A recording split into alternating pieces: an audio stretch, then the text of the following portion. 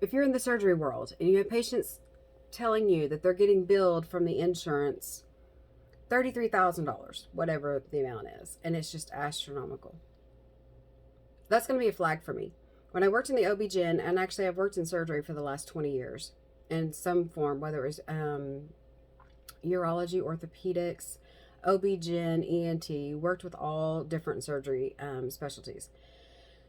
If a patient tells you they're getting this high astronomical bill, that's two flags for me. One, if I know what that patient's coverage is and I know what their out of pocket is because I just did a prenatal agreement or a surgery agreement with them, and patients tell me I just got a bill for $33,000.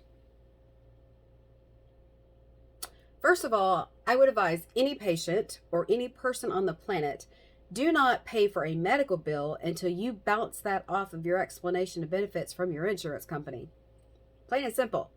Because what ends up happening is I had this patient fax me her bill that she got from the hospital and sent me her explanation of benefits from her insurance company. And when I sat down to compare the two, hospital was balance billing her, which we all know is fraud. That's why we have the No Surprise Act that has been enforced.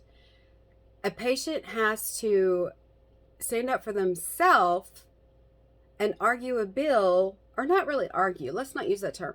Let's say question or discuss a bill before they pay it. I wish I could contract myself out because I come in contact with people every day.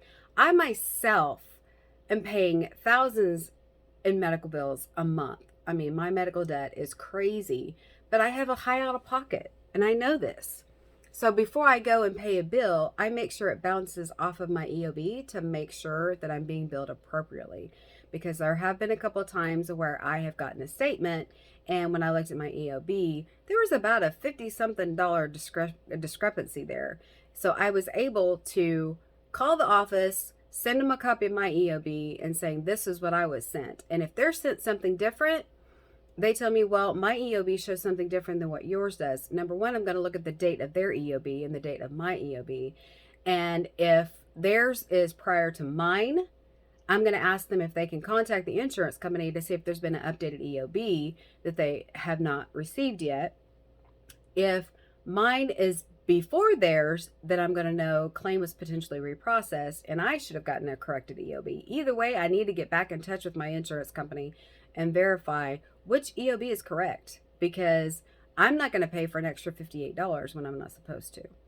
So if a patient tells you, I'm getting this large bill, or even if you're in the surgery world, tell a patient, don't pay your hospital bill until you bounce it and compare it to your explanation of benefits from your insurance company. That way you're not paying more than you should. Because at that point in time, you need to be asking for a refund for the credit of money that you paid in.